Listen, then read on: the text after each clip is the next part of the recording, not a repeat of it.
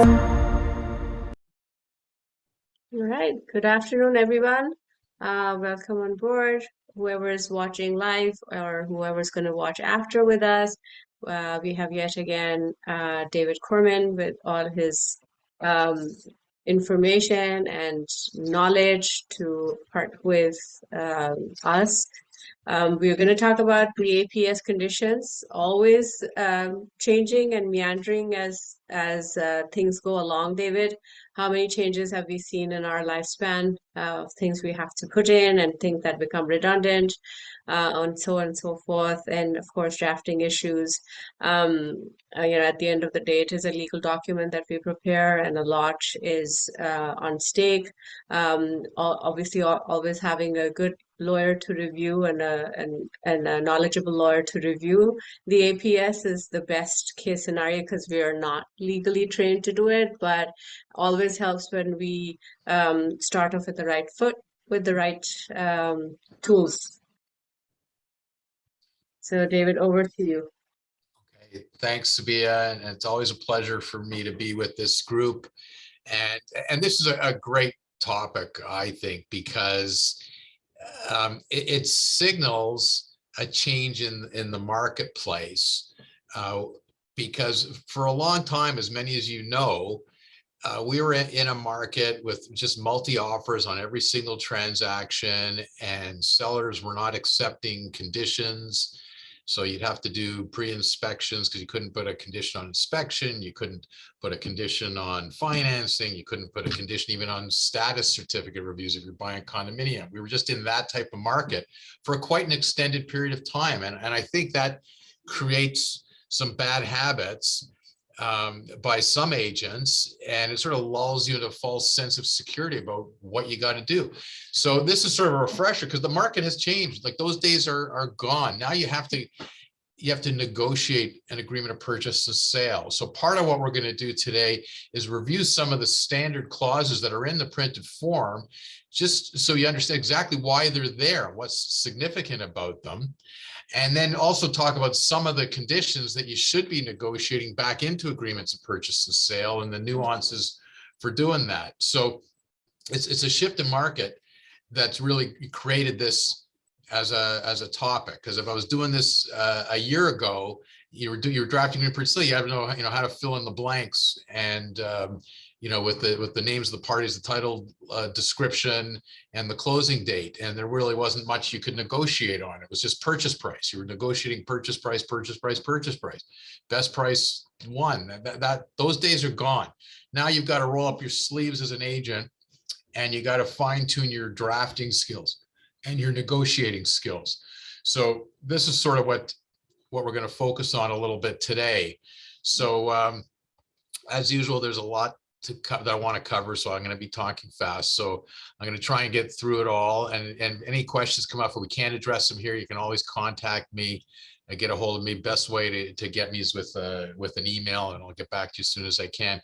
And this is something that David and I talked about quite often recently in our podcast, and we just did our 82nd podcast on Wednesday. So I hope lots of you are tuning into that, because we discuss things like this and provide tips. And David is fabulous at giving some tips to agents, even within our podcasts about things that people should do, and we talk about best practices and things like this. So we've talked about this before, which is why we wanted to bring this to your group. And I know Sabiha is really good and very helpful with people and helping out with people getting the right clauses and making sure you're negotiating and you're getting the proper assistance and things like that.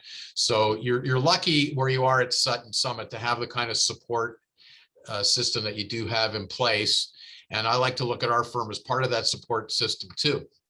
And that's why we do these webinars and seminars. So let's just go through some of the standard clauses in the agreement of purchase and sale that and this is stuff that's in your pre-printed form, but some things I just want to highlight and point out to you. So the first one is the deposit.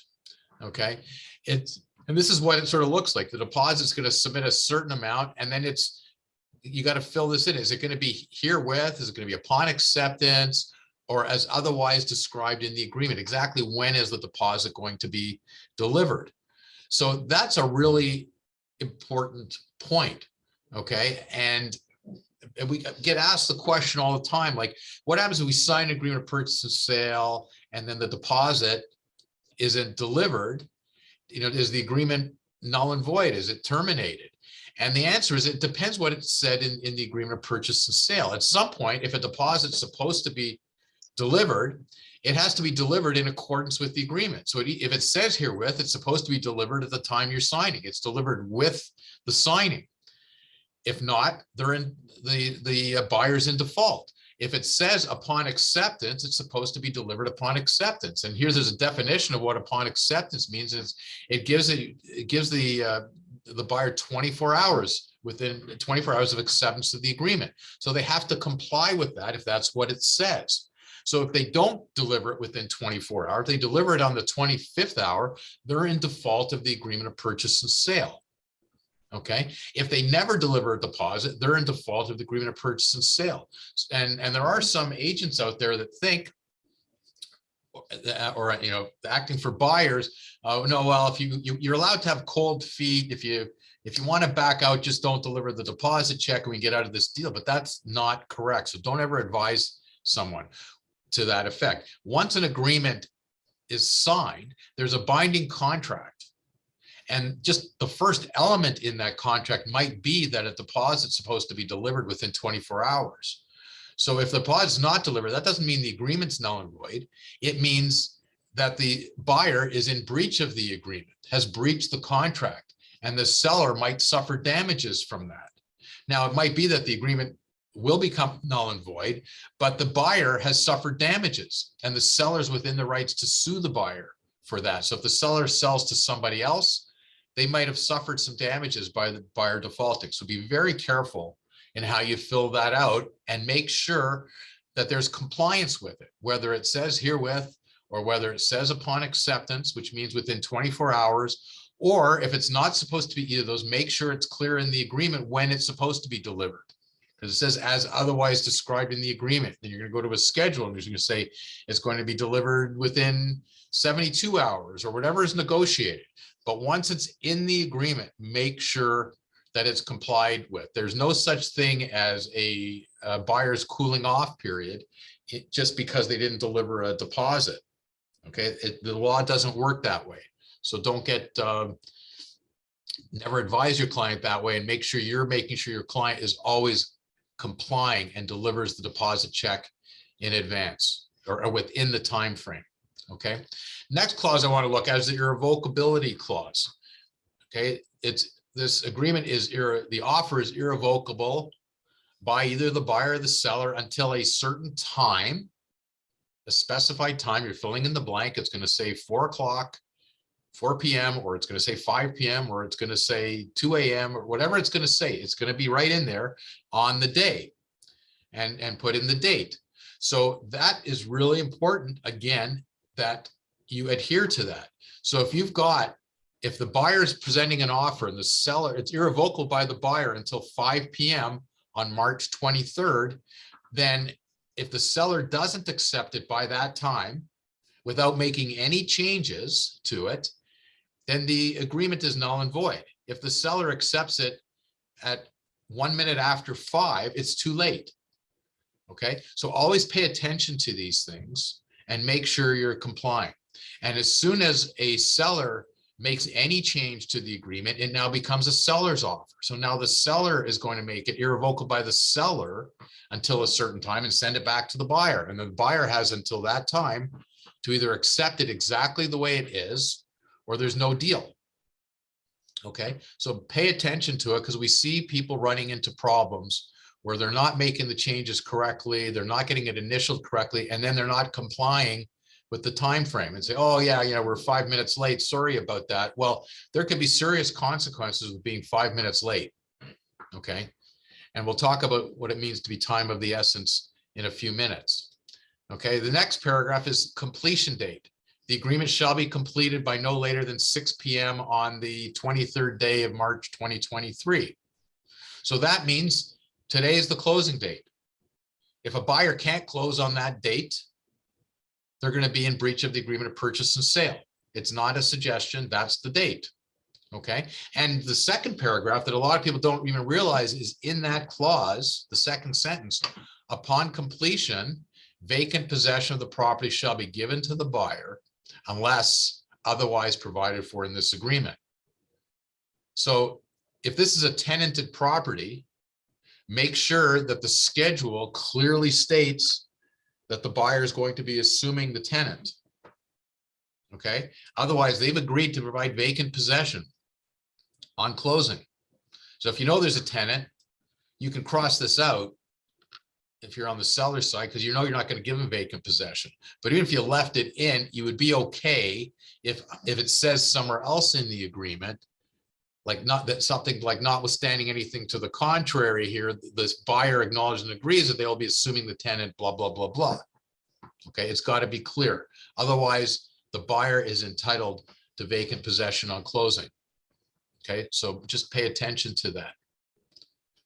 Next thing that's important in the pre-printed form is the title search date, paragraph 8.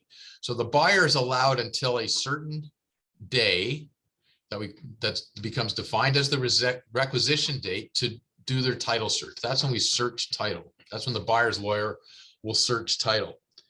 And that's a critical date, because if we do find anything when we do our title search, we have to send a letter to the seller's lawyer. We call it a requisition letter by that date, on or before that date, but certainly no later than that date. Say, hey, we searched title. This is what we found. There's this problem that has to be dealt with.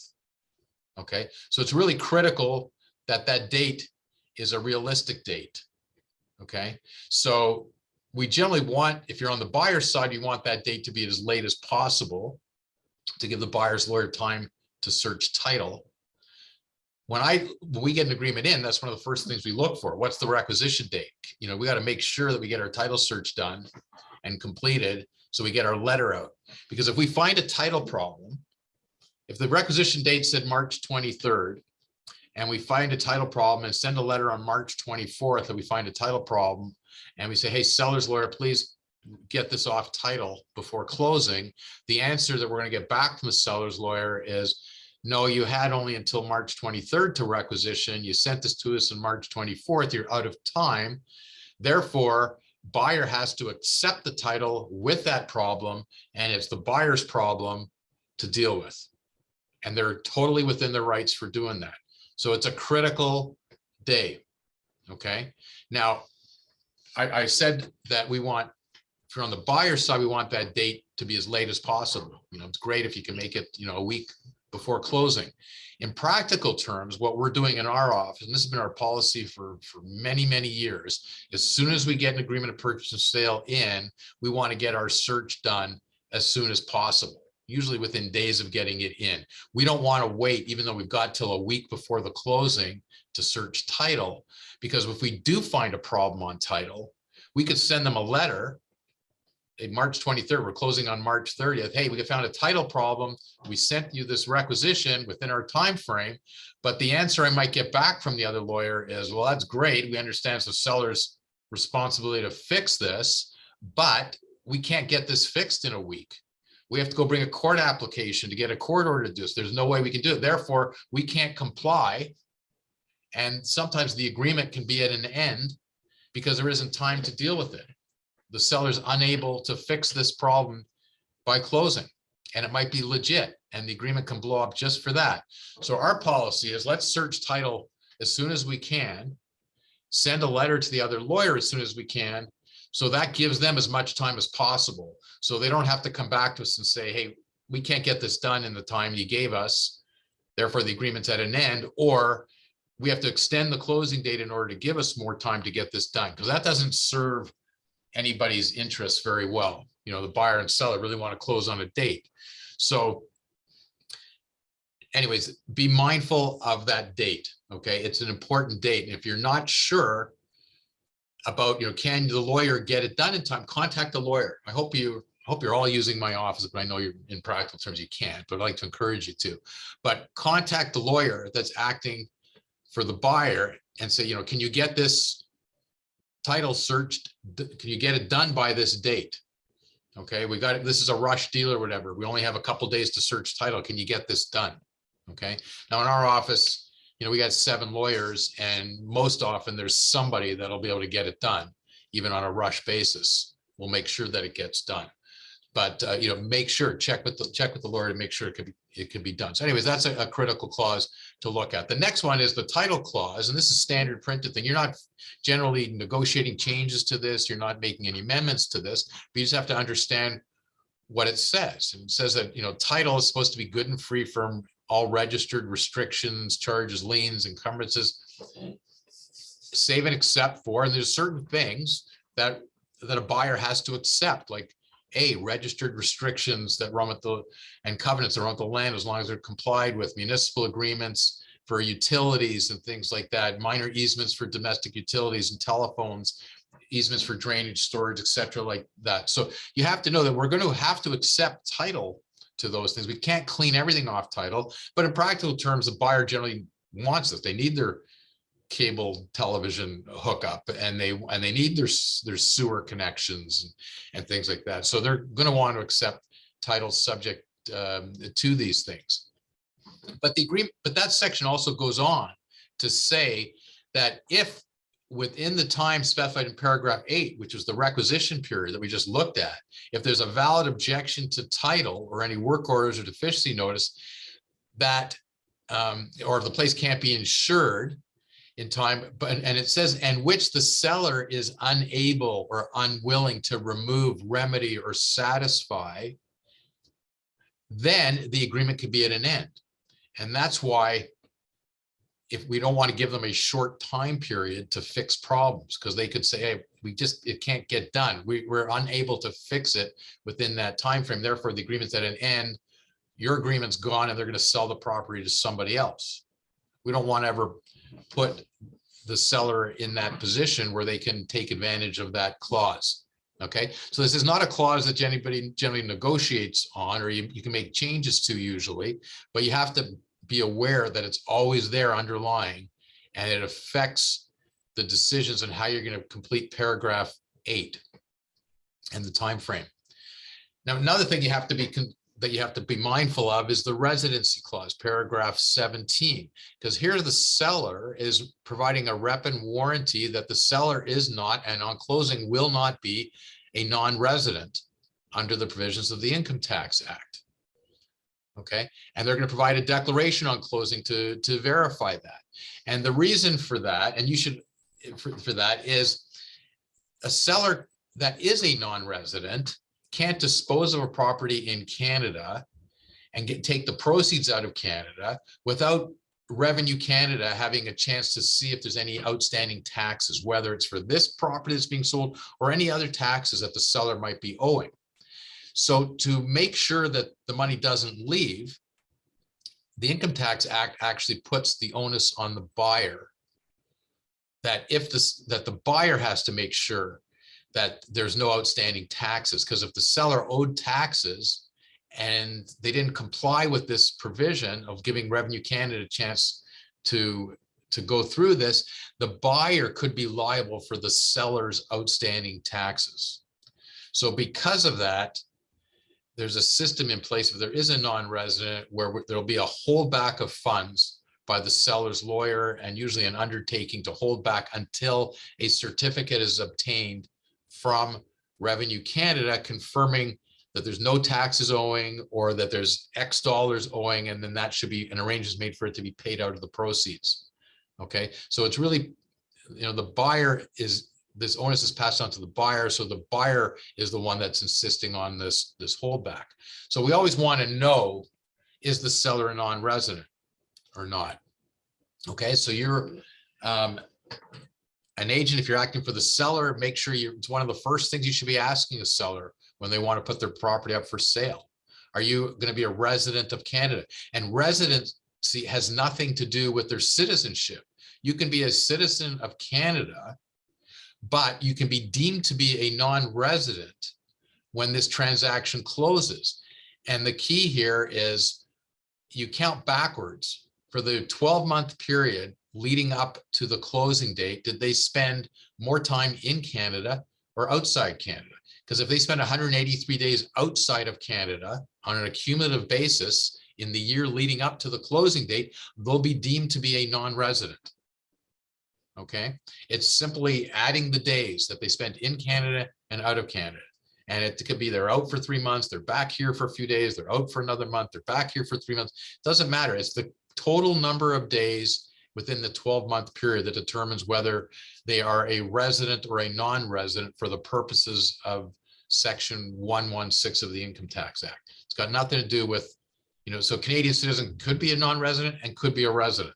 It's not a question of citizenship. It's a question of where they are actually residing in the period of time leading up to it. So it's really important if you're on the seller's side, but it's also important if you're on the buyer's side to determine that. But right in your printed form, the seller is providing a rep and warranty that they are not going to be a non-resident at the time of closing, and they'll provide a declaration to support that. So just be aware that that's right in there.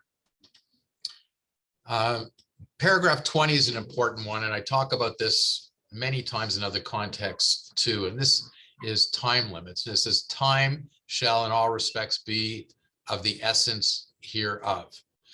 And what that means is wherever there's a time element in a standard agreement purchase and sale, there has to be strict compliance with that. So we've already looked at, you've got a closing date that's a specified date. You've got an irrevocable time, a date and a time, an hour that's specified in it. You've got a requisition date. So those are the key ones. So those dates have to be adhered to strictly. Time is of the essence. It's not a suggestion, and there's no forgiveness if you miss the date or if you miss the specific hour that's specified in the agreement of purchase and sale. Okay, so time can be changed as long as there is an agreement in writing signed by the seller and the buyer or by the respective lawyers. And that's what it says right in this clause. Okay, so I can agree with the other lawyer saying, oh yeah, and this happens all the time. I'll get called, there's a rush deal. The requisition was March 23rd. The buyer's lawyer just got the agreement in that day, doesn't have time to do a search. And they contact me and say, can you give us a courtesy? Can we change the requisition? I need till tomorrow to get my requisitions to you, or something that I can agree with him in writing. Yeah, we've agreed to that you've got until the 24th instead of the 23rd. So we can change what's in paragraph 20, but it has to be by an agreement in writing signed by the buyer and seller or by their lawyers in order to change that. And that's whether it's any of those elements on the agreement, the closing date, the requisition date, or even an irrevocable period. You can get your clients to change any of those elements as long as you're doing an amendment that's signed by the seller and the lawyer. And again, if you're not sure of any of this stuff, call me, email me, text me, or get one of the lawyers in my office and run it by us. Okay, we got 7 of us, and there's always someone available to help you out within a relatively short time frame. I hope. If not, let me know, because we're not doing our job. We're trying to be there to help you do your job. The next one I want to point out is the family law, paragraph 22. And this is a warrant by the seller that spousal consent is not necessary unless the spouse of the seller has executed the consent. Okay, so either you're going to get a consented spouse right in your agreement, the spouse has consented, or if there isn't a consent, there's a warranty under the Family Law Act from the seller that it's not necessary to get a consent. And it wouldn't be necessary to get a spousal consent if the property was never used as a matrimonial home, or they're not married.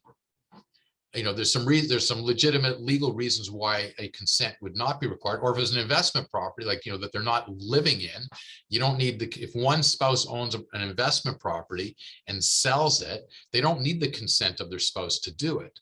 They do need the consent of their spouse to sell their matrimonial home, because it's protection for that spouse that's not on title to know that they can't be dispossessed of their matrimonial home without knowing about it. So their consent would be required. But so always put your mind to the fact, do I need consent or do not need consent? What's the seller's situation, and are they actually living there? So if you need consent, make sure you get the consent. But it's right in there, and a lot of we just forget why we're doing things. Okay, it's right in the standard printed form.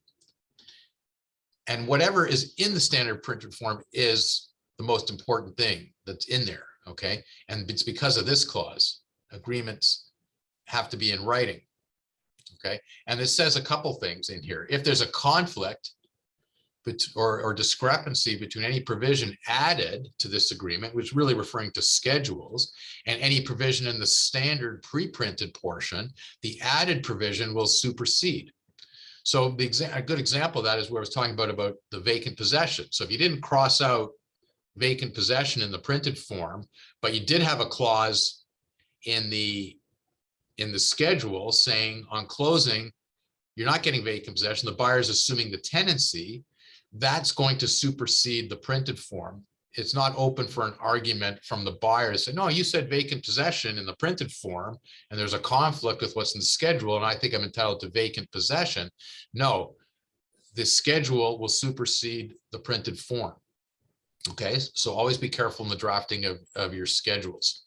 But the next paragraph is critical. It says, this agreement, including all the schedules, shall constitute the entire agreement between the buyer and the seller. There is no rep or warranty or collateral agreement or anything other than what is in this agreement. Okay, so if it's not in the agreement, it's not binding on the parties.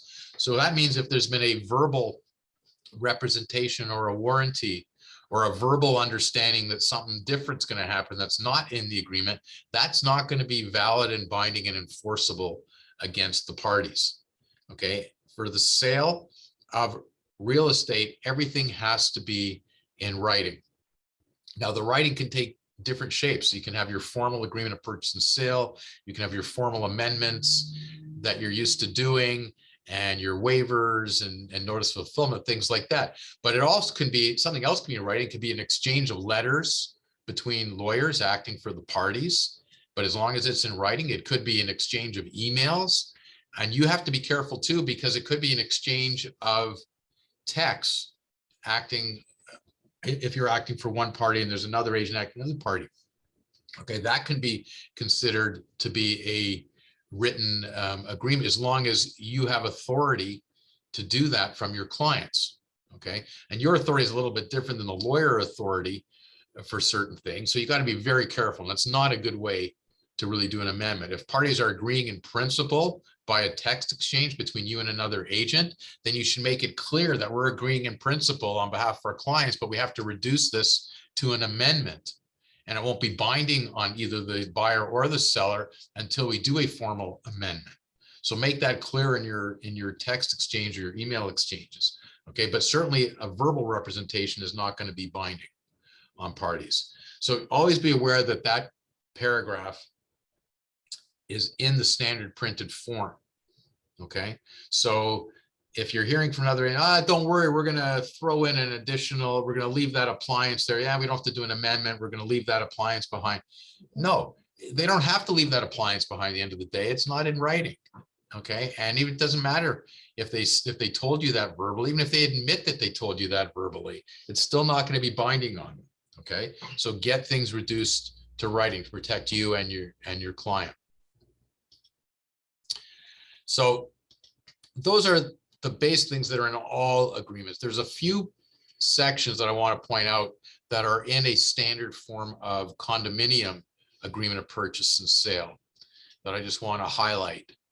So the title clause is a little bit different because there are other things that come into play that we have to look at that aren't in clauses or for non-condominium properties. And it's mostly like we're not going to be able to say we want to take title to this condo without complying with the Condominium Act and its regulations or the bylaws and declaration of the condominium. That you can never negotiate that out. So the title that a buyer is going to accept will be subject to the provisions of the Condo Act and the declaration and the rules and regulations and all the bylaws that operate that condominium. So it's a little bit different because the language in there is a little bit different than in a non-condo transaction in the title clause. There's also this additional clause that you'll find in the condominium printed form that deals with status certificates, where the seller is representing to the buyer that there are no special assessments contemplated by the condominium corporation. There are no legal actions pending against them. Okay, and they're consenting to the buyer getting a status certificate. So, that's built right into an agreement. It seldom gets crossed out. Okay, now sometimes, when we do review the status certificate, we find out, oh, there is in fact a special assessment, or there are in fact some legal proceedings that are going on. And it's in contrast to a clear representation and warranty from a buyer that there aren't any. So always, if you're selling, you should be asking your client, are there any special assessments? Are there any legal actions you're aware of? Have you already received the status certificate? And if you have, take a look at it. If you're not sure how to read it, you need some help, get one of our lawyers to help you with it and find out, because you don't want to leave this statement in there where there's a rep and warranty from the seller that there aren't any, if in fact there are. So you want to attach something as a schedule saying that there is a special assessment as disclosed by the status certificate, or there is a legal action as disclosed by the status certificate. It's never a good thing to leave a seller hanging with a rep and warranty that they can't comply with, they know is false. Okay, so know that that's there. There's also a provision in the printed form for meetings. Okay, and it's a rep and warranty against the buyer that the time they accepted this offer, they have not received a meeting or a notice that there's going to be a meeting, a special meeting or a general meeting that might terminate the governance of the condominium corporation, or do some substantial alteration to common elements or renovation, or make any other substantial changes. Because if they have received that kind of a notice, that's really material for a buyer to know about. Okay, because a buyer would want that, because the whole condominium that they're contemplating buying might change. Okay, because there's a meeting coming up in a month's time or 3 months' time or something like that, and the seller knows about it. So just know that there is this provision in there that's saying there isn't anything. So it's a question you should be asking your client. Did you get notice of any meetings coming up? Okay, is there anything going on? Are there any special assessments contemplated, or refinancing contemplated, or anything like that? It's all material. All right, so that's basically what I wanted to cover from the pre-printed form. And I want to spend the remaining time that I have just going through certain conditions and make sure you just see why we put certain conditions in, and then some of the differences between certain conditions, because there's different options sometimes. So, we're talking about a condominium, and every condominium transaction, first of all, make sure you're using the right form. Okay, if you're putting an offer in to buy a condominium unit, you should be using the right printed form for a resale condominium that's going to have those clauses that I just showed you, and not using the form that's just for the purchase of used residential non-condominiums or any property. Make sure you're using the right form. That should go without saying, but I see it all the time where people are using the wrong form. Not only has a buyer submitted an offer in the wrong form, but then the seller has accepted it. It usually works to the seller's advantage, because they don't have all those standard condo clauses that should have been in there, which are there for the protection of the buyer. Okay, so if you're on the buyer side, it's really important, make sure you're using the right form, first of all. But then nobody should be buying a condo unit without reviewing a status certificate. So when we were in that time period of multi-offers and on condo units, and they weren't accepting conditions, you couldn't get this stuff in. But for the most part, you can get this in right now, and you should always be trying to get it in. And when we couldn't get it in, we were reviewing status certificates before an offer was submitted to make sure that everything was good. But now we're getting back to a more regular market where conditions will be accepted and should be accepted, and you should always be trying to get a clause in where it's going to be conditional for a period of time for a review of the status certificate. Okay, and you're just filling it in, and it's going to be done in so many times, so many days, and you're completing it. Whose job is it to get the status certificate? Usually it's the seller's job, and the seller's agreeing that they will get a status certificate and deliver it within so many days. And you should know that when you apply for a status certificate, Under the Condominium Act, they've got to produce it. The condominium corporation has to produce it within 10 days. Okay. So they're going to order it. It's $100 fee that has to be paid. Usually it's the seller that's paying for that, because they're going to have this status certificate. They can give it to more than one party, whoever the potential buyers are going to be. But if they're dealing with one buyer at a time, because we're getting back into a more regular market, you help them get this status certificate. They pay their $100. Order the status certificate. When it comes in, you send it to the buyers, to the buyer, to the buyer's agent. They get it to the buyer's lawyer. The buyers are going to review it, and they're going to have so many days to be satisfied with it, and either waive the condition or not waive the condition. Okay, so make sure you find that process. Here, this clause is a little bit different. And it's just giving you a couple examples of the clause, and you'll get all this material. Sabiha is going to be able to get all of this to you. I'll make sure that she's got this. And these are all clauses that I believe you've got access. You've got full access to the same clauses in your system. You've got more clauses in your system than we have in ours, with a few exceptions. So just be careful and make sure always you're reading these clauses and not putting them in blindly, or using the right clauses, whether it's, and that goes for everything that I'm showing you. Okay, make sure you can comply with the timeframes that are set out in these clauses. Make sure if you're on the seller side, you're obtaining the status certificate in a timely fashion, you're ordering it, you're delivering it right away. If you're on the buyer side, make sure they can get it reviewed. Sometimes it's you're filling in, you got 2 days, 3 days, 5 days, whatever it is, to review the status certificate. Make sure that can be fulfilled. Make sure you got a lawyer lined up that's ready to go and review the status certificate. We always prefer receiving conditional offers in our office if we're going to be acting. So we get it in our system. We note that it's conditional, that we're waiting for a status certificate review. And we've got at least 2 lawyers assigned to the file. So we know that as soon as the status certificate comes in, somebody can jump on it right away. If it says we got 3 days to review it, we don't want to wait 3 days. We want to try and review it as soon as we get it and deal with it as soon as possible. So that's why we always have 2 lawyers on a file. We want someone to jump in right away. And even if one of those 2 lawyers can't, for whatever reason, we're going to find another lawyer to review it, so we can get through it as soon as we can. And that's just the way our system is set up. Now, inspection. Okay, very important that anybody buying a property gets an inspection done. And you got Ray Zammit, you got good inspectors that have great relationships with your office. If not him, somebody else, but he's got great resources. Make sure you get an inspector that you can trust to do a home inspection. Make sure you put a proper clause in that the offer is conditional upon the property being inspected.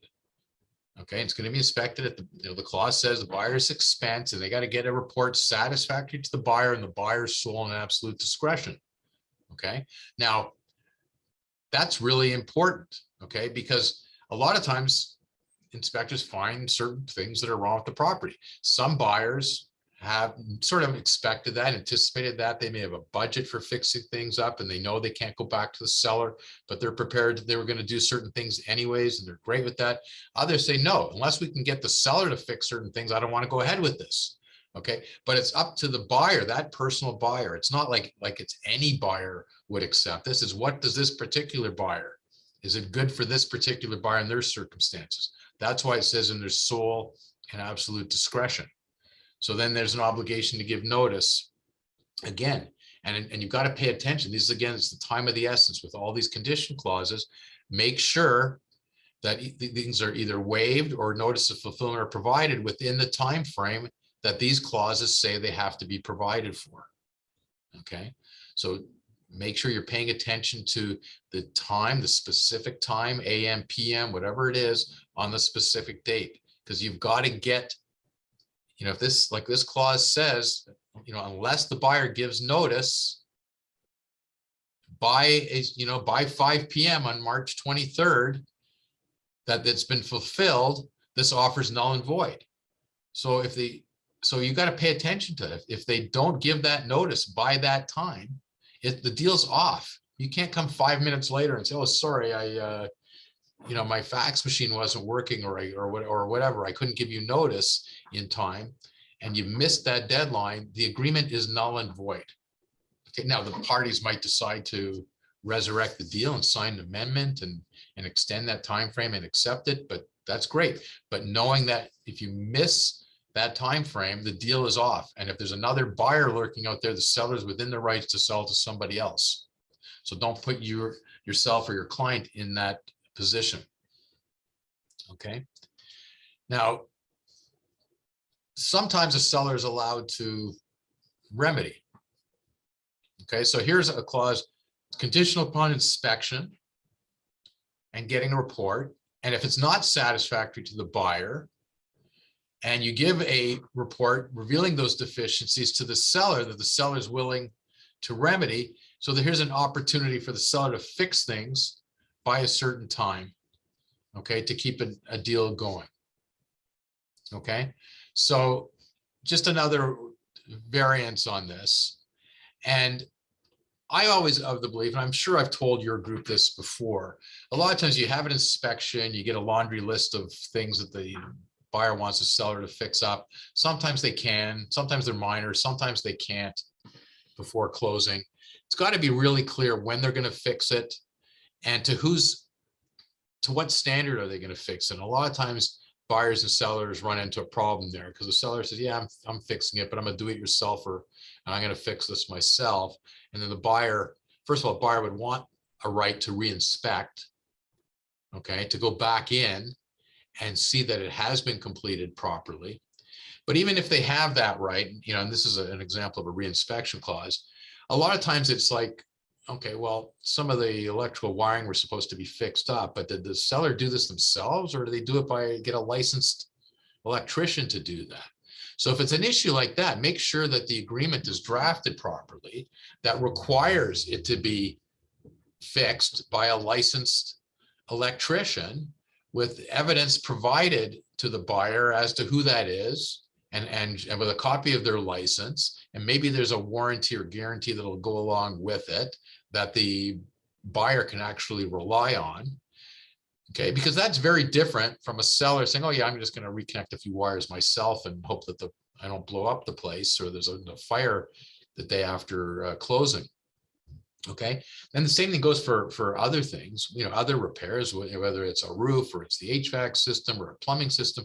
Like, wouldn't your buyer want to know who's actually doing these repairs? So sometimes, like, that leads me to sometimes having those things in there and doing an amendment requiring a big shopping list of fixes by a seller is not a great way to get a deal done. Sometimes the parties are better off if you can just put a valuation on those amounts and a buyer to say, okay, we found all these deficiencies, these problems, and we think we can get them fixed for $3,000. But you know what? I'd rather fix it after closing and use my electrician and my plumber and my roofer and my HVAC guy that I can contract with directly and get warranties directly from them than rely on a seller fixing up these issues that I may not be happy with how they do it.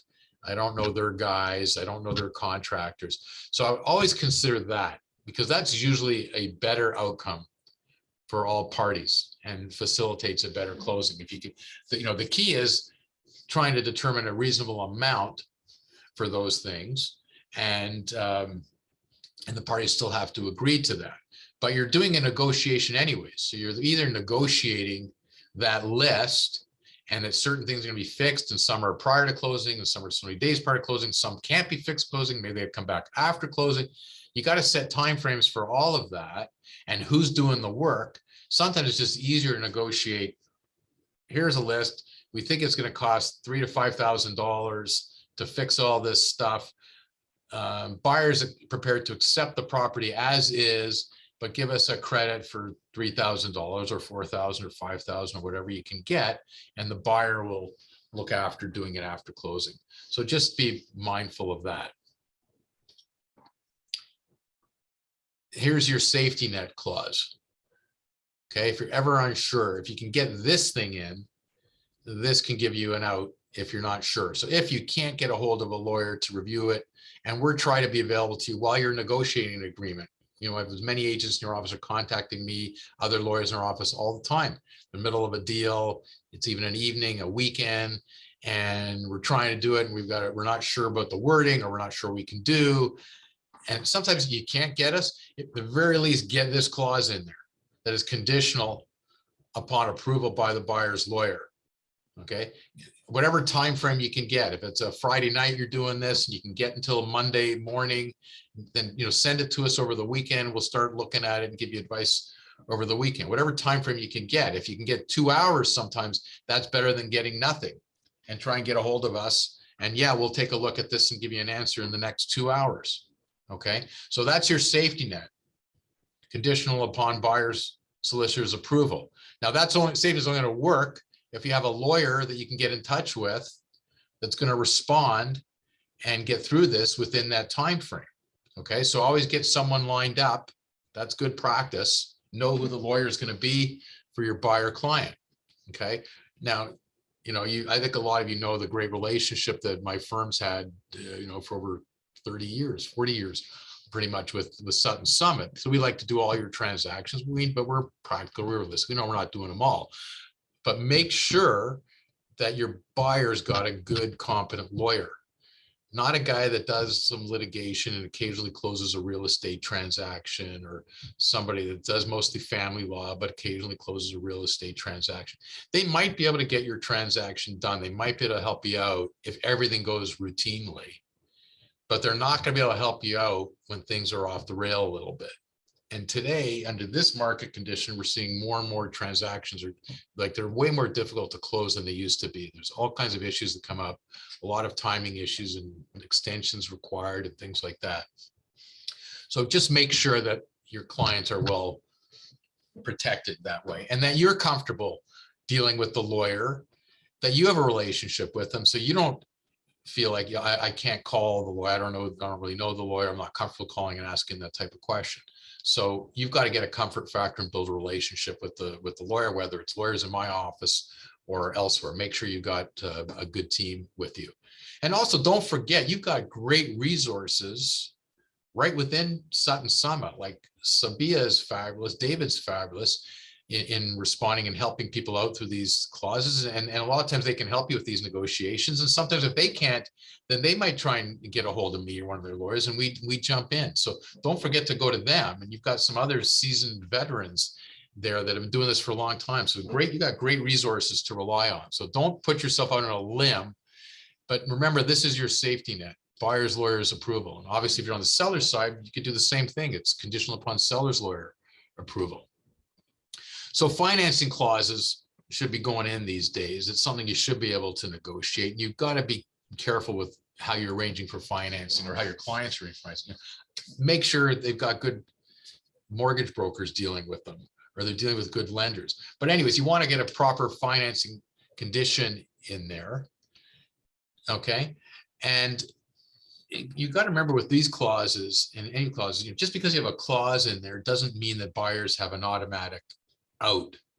Okay, they have to try and fulfill whatever these clauses say. So in this example, financing, okay, it's conditional on them getting financing in their sole and absolute discretion that they're happy with. So a buyer can't do nothing to try and get financing and say, okay, I want out of this deal, and you know what, I was conditional on financing, so we'll just say we're not waiving this condition and the deal's terminated. Okay, a buyer has to make a good faith effort to arrange financing. Okay, it doesn't give them a free get out of the deal card because you have a conditional contract. You have to make a good faith effort to try and get financing. So it is within a seller's right to challenge a buyer on that. Now, practically speaking, a lot of times we don't have to deal with it because sellers more often than not will say, yeah, you could go after the buyer because we have reason to believe that they didn't try and get their financing and they're just wasting your time. So we can go after them or hold them to it or ask for evidence of it. More often than not, they're just going to want to move on. Okay. And that doesn't usually reflect good on a seller's agent either, because part of your role is to try and not just get the best price for your client, but to get the best buyer for your client, someone that actually has an ability to close. So if you're ever in a situation where you got more than one buyer that's submitting an offer, you shouldn't just be focused on price. You should be doing whatever you can to find out about the buyer, and does the buyer have a real ability to close the transaction? Otherwise, you don't want to chase away a better buyer just because you're trying to accept a higher price. You want to get a buyer that actually has an ability to close. But know that there is a good faith obligation to fulfill the financing clause or any other clause. Okay, you can't get a status certificate on a condo and just say, oh, that's giving us a no, we're just saying we're not accepting status certificate. You can be challenged on, like, what if it's a clean status certificate and there are no issues there, what exactly is the buyer relying on to get out of the transaction? Okay, so just because there's a condition doesn't mean there's an automatic out of a transaction, for a buyer. It's not I got cold feet, I'm going to rely on this condition to get out of it. It doesn't work that way. Now here's one. Conditional upon the sale of a buyer's property. Now, how many of you seen one of these in the last 5 years or longer? Okay, like for us seasoned veterans out there, we remember a time in a more normal market, which we are actually in right now, where these clauses were used all the time. Like, because now you're all telling your clients, like, don't buy first until you sell. We got to make sure you're selling, so you don't want to have a problem. But we've already done quite a few transactions in the last 6 months where this has been used, where someone has bought first, but it's conditional upon the buyer selling their property for a period of time. And a lot of times that's in a seller's interest too. So you should be very aware that this is a good way of doing business in a lot of circumstances. And a seller is not going to say, well, I'm going to give you like forever to sell your property, but it might be very reasonable for them to give them a period of time to sell their property. Like if they're getting everything else that they want, they're getting the purchase price that they want, they're getting the closing date that they want, there aren't any other real conditions, and they're going to get a firm deal. We can give you a firm deal at the price you want with the closing date that you want, but I need 10 days, or I'm trying to sell my property and I need 10 days, or I need a month, or whatever it is. It might make sense for a seller to accept that. Okay. And we've done a few of them in the last 6-9 months. Actually, the first one I did, I think, was last July, and it made great sense. We had a buyer really, found a property that they really wanted. They hadn't put their property up for sale yet. The seller had just pulled the property off the market. It had been on for a while in the spring, didn't sell, and it was now summer in July. So they were putting it off the market. So the buyer's agent went to the seller's agent and said, look, my client wants your house.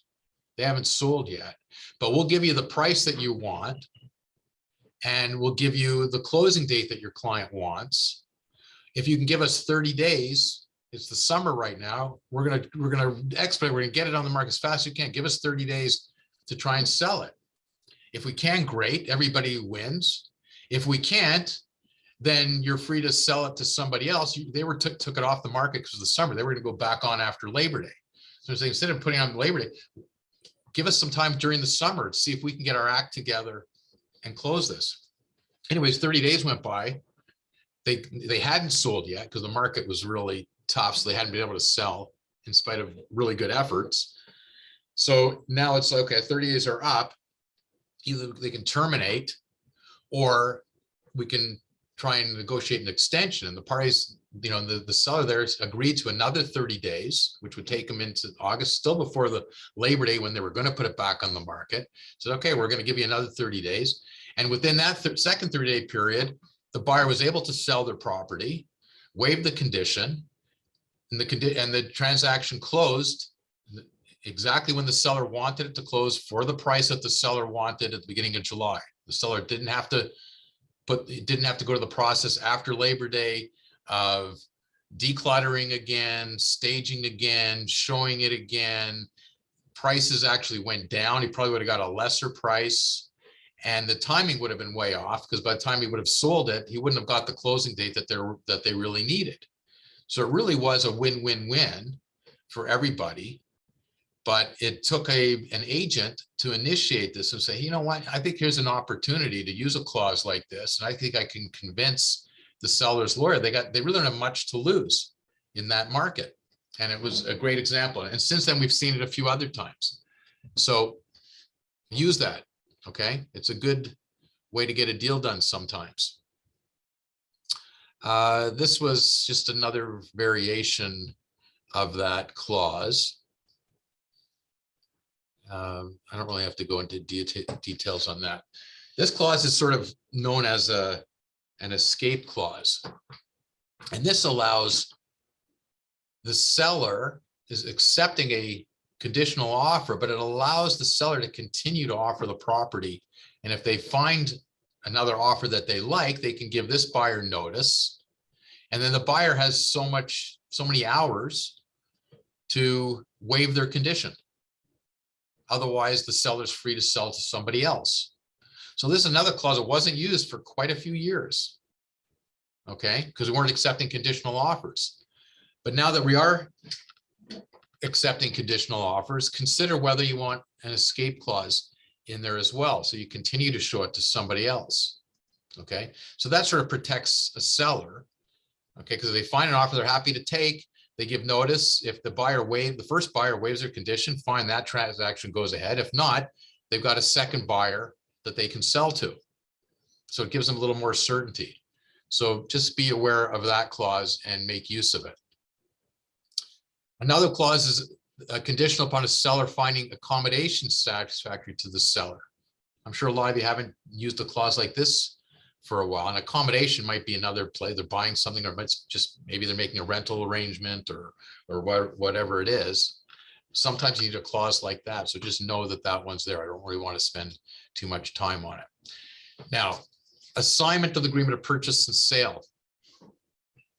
Okay, this clause says the buyer covenants agrees that the buyer will in no way directly or indirectly assign, rent, lease, convey, et cetera, advertise this property for sale prior to completion without the express written consent of the seller. Okay, and that consent can be granted or withheld at the seller's option. Okay, so, and you'd want that in an agreement, because what happens on an assignment is if I'm the buyer and I assign it to Mr. Smith, all my rights, if I'm allowed to assign it to Mr. Smith and Mr. Smith doesn't close, then Mr. Smith is the buyer and the seller's recourse is against Mr. Smith. It's not against me if an assignment is permitted. Okay, so it's really important for a seller not to want to agree to an assignment in the first instance, because they want the original buyer on the hook. You don't want the seller to have the right to assign it. Whether the seller thinks, I can't close this. I mean, the buyer thinks, I can't close this, so I want to assign this to my spouse who has no assets. So if we don't close, they'll sue my spouse because they'll never collect anything. Or I want to assign it to a corporation that owns nothing, so they can't collect or sue. They won't recover anything if they sue. We don't want an assignment clause or assignment ability to be out there. Okay. Now, oftentimes we've got to look at the second paragraph in this clause. The buyer have the right anytime prior to closing to assign it to any person or corporation existing or to be incorporated upon delivery of still have notice of such assignment together with the assignee's covenant in favor of the seller to be bound by it. And the buyer shall be released from any further liability hereunder. You got to be very careful on the seller side if you're going to accept something like that. Okay, because it's saying as soon as I assign it, we give you notice, seller, the buyer's released. So now there's a new buyer. If that buyer doesn't close, the recourse of the seller is only to that new buyer. Okay, so what I would always want someone to put in, I'd want to change in that at the end of that to say that the buyer will only be released, the original buyer will only be released upon successful completion of the agreement, which means the buyer can assign it. We don't care if they assign it to somebody, because if that assignor assignee doesn't close, I can go after that assignee, but I can also go after the original buyer, because that buyer is not released. The original buyer is not released unless the transaction is successfully completed by the new buyer, who's the assignee. Okay, so you got to be very careful with using that clause. This is one, if there is an assignment contemplated, make sure you're running it by a lawyer. I think I've got two more points, or one more point really that I want to make. This is the last thing. Chattels, equipment, and fixtures. Okay, this offers conditional upon a buyer reviewing the terms of any rental agreement, rental contracts, lease contracts, or lease to own agreements with respect to rental items that are not included in the purchase price, but are to be assumed by the buyer. Okay, this is really critical. And again, if you're on the seller side, you should be asking questions about all of the chattels. Chattels are things like appliances, and there's certain equipment, there's rental equipment. A lot of this is hot water tanks, water softeners, HVAC systems, things like that. Furnaces, are they owned or are they under rental agreements? Is it a leasing contract? Is it purely lease? Is it a lease to own contract? Is it assumed by the buyer? Can the buyer assume it? How much is it going to cost? Does it have to be bought out? Who's going to pay for it? These are important things for you to know before you put a property on the market. If you're on the listing side, if you're on the buying side, you want to make sure you're making inquiries about all these things. What's the story with all this? Okay, is there a lease to own agreement? How much outstanding? We don't want to pick up that contract and pay the balance. We want the seller to pay it off, and we want that included in the purchase price that we're paying, that they own it and they have the right to just sell it. We want to own that. So you got to know what those say. So sometimes you need a clause that allows a buyer some time to take a look at this and decide what they want to assume and what they don't want to assume, what they want bought out and what they don't want to buy out, and whether it's the seller that's going to buy it out or the buyer is prepared to go ahead with this and the buyer will buy it out. Okay, but we want our buyers to go to not firm up a deal until they have a clear understanding as to what the story is with all this equipment and the chattels. So that's an important one as well. So that's what I wanted to bring to your attention for today. I'm sure there's probably some questions, Sabiha, and anybody that doesn't want to do it in this context or in this forum can certainly contact me privately, but I'm happy to stick around to answer some questions. Certainly. So, David, I just want to go back. This time I held my breath and I was like, okay, I'm going to ask questions after you're done. So just a couple of things that I've noted down and that comes up quite often. I know you talked about the deposit and you talked about the 24 hours need for the deposit to be delivered. Otherwise, you're basically in default of the agreement of purchase and sale, which a lot of people don't understand because they always think, okay, there has to be some money transferred for the deal to be firmed up, which is not true because you've signed a contract under seal that it has to be within 24 hours, and that's the length and breadth of that clause. I really always tell my realtors is enjoy the agreement to purchase and sale, really get to learn it and know what's in it, because you're getting it signed. It's, the excitement is showing, and then the excitement is the closing. The people forget that agreement, is extremely important. So on the flip side of it, from the seller side of it, we've had moments where deposit has not been delivered within 24 hours, whether the other side is having cold feet or not cold feet. And a lot of times I've seen that the buyer's agent behaves in a very snobby way about it, right? That, yeah, it's the weekend or whatever. I wanted to ask you, after COVID, I know even TD Bank, that used to be open 7 days a week and open till 9 p.m., has really shortened their banking hours. And in the clause, nowhere does it say 24 hours, or the banking part of it is not mentioned. So if a deal is happening on Saturday night, which it happens very often, and Sunday the bank's not open, Is there still a room for the seller to get out of the deal if they want to? Yeah, no, you really have to pay attention to what the exact language is.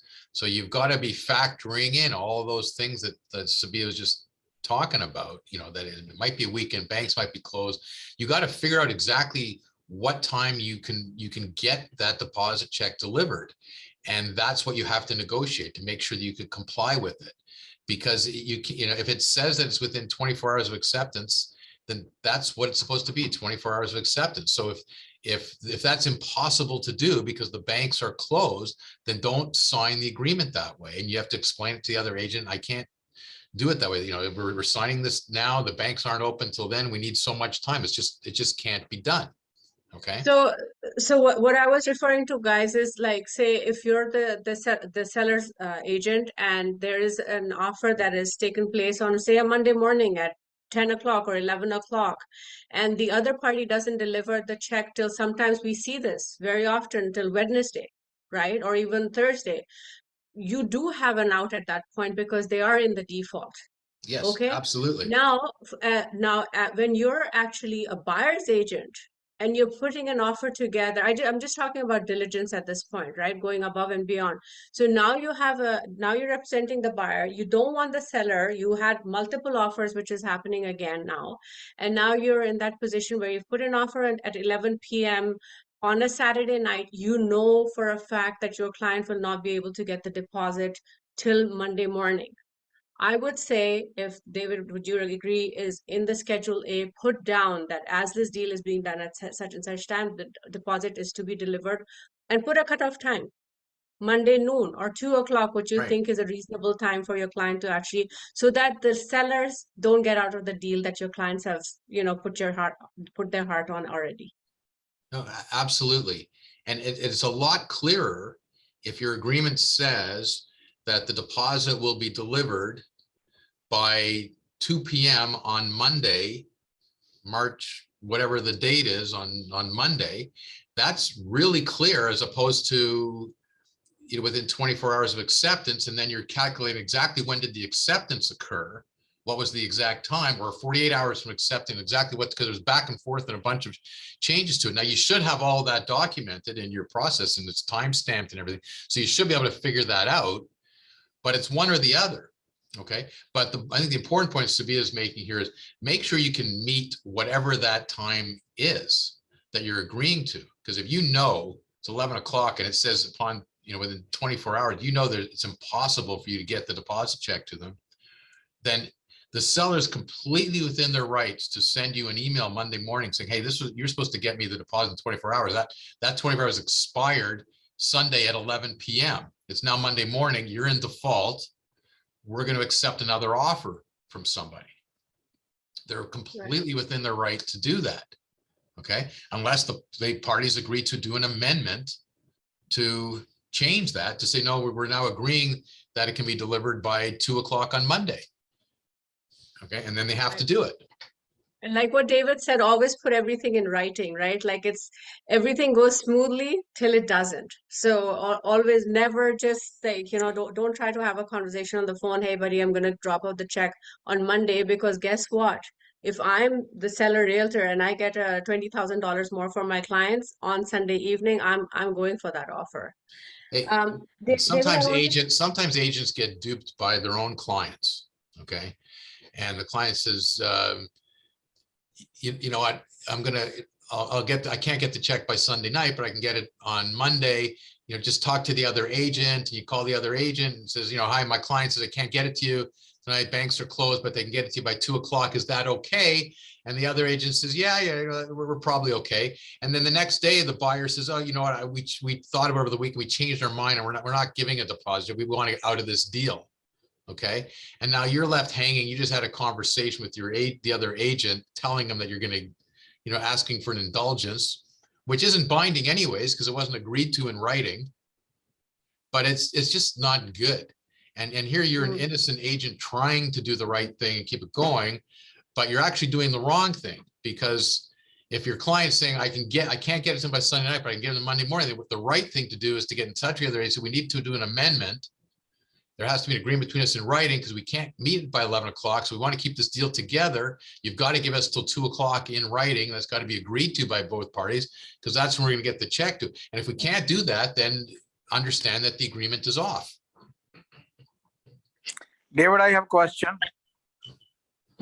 Yeah, I have a for the credit you were mentioning about us. There's some deficiency in the home inspection, and let's the $5,000 credit.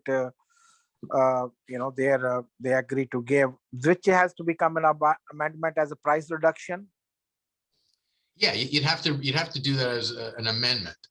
The point I was making is sometimes it's easier to negotiate an amendment where the parties agree that, that we're going to give a credit to the buyer of a couple $1,000s than negotiating, 12 items that have to be fixed and who's fixing it, which professional, are they licensed, they unlicensed, by when, we need a right to reinspect, knowing the buyer's not going to be happy with anything the seller does, et cetera, et cetera.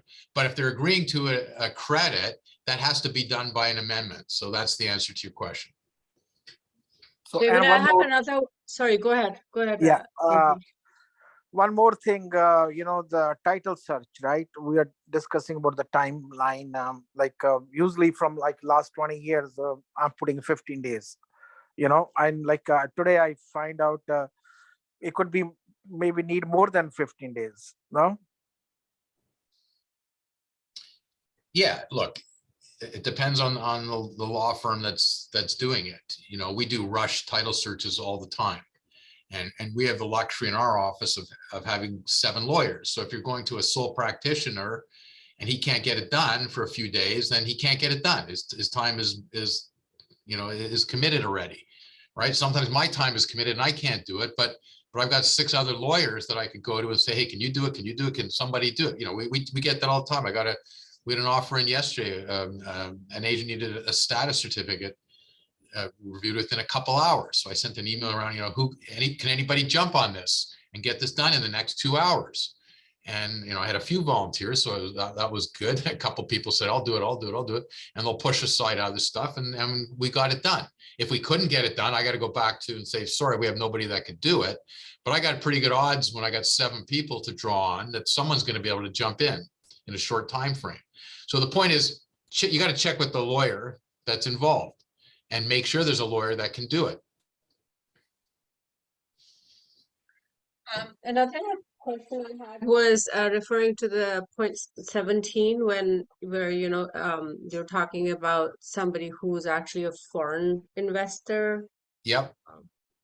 Foreign I have a seller. question. So seller, yes, that's right. So what happens if a seller is out of province or lives out of province? Is there any sort of HST or any sort of tax implication in that case? Well, sometimes there are tax implications, and that's why this isn't really about just a foreign seller, because it could be a foreign seller, meaning a non-Canadian seller, but the same thing applies to Canadians. It's not, are you a Canadian or are you a non-Canadian? It's, are you a non-resident of Canada? So you could be a Canadian citizen of Canada for your whole life, but you still might be a non-resident at the time that you're selling a particular property. Okay, and this happens to snowbirds all the time. Okay, who just sometimes, they lived here their whole life, but they go down to Florida for the winter, and they used to go for a month, and then they go for 3 months, and all of a sudden they go for 6 months, and now they're selling their property. And that year, doesn't matter what they did the prior years or what they do next year, the year that they're selling, they might be non-residents for the purposes of that provision, because they might be out of country 1 day more a year than they are in country when they look at the whole year. It's just that year that you're looking at. Okay, so if someone's a non-Canadian, and not living here, for sure they're subject to the withholding tax. Like, that's a no-brainer. You become a non-resident even if you're a Canadian, just for the purpose of disposing of property in Canada, because the government wants to make sure that there are no taxes owed by anybody that's not living here, that's not residing here at the time during the year of this transaction closing. And when they look at it, it's not just taxes on this particular property. Is there a capital gain on this particular property that's being sold? Are there taxes on this property? They look at that seller's overall tax situation. Is there other taxes, income taxes owed from prior years, any taxes owed, HST, is there something owed by that? Because this is their opportunity to make sure the money doesn't leave the country if there's any taxes owed. So they do a review of everything, and then they issue a certificate saying, we reviewed and there's no taxes owing. You don't have to hold back any money, or any money that you did hold back can be released to the seller. Or we did a review and the seller owes $100,000 in, for taxes. So send $100,000 to CRA, and the rest of the money you can release to the seller. So that's what the certificate says. And it doesn't matter if that seller is a Canadian citizen or non-Canadian. It's a determination of, were they a resident of Canada or a non-resident during the year in which that ends at the time of the closing of their transaction. Right. Okay. Any questions? Anyone? Thank you so much, David. It was yet again an amazing session.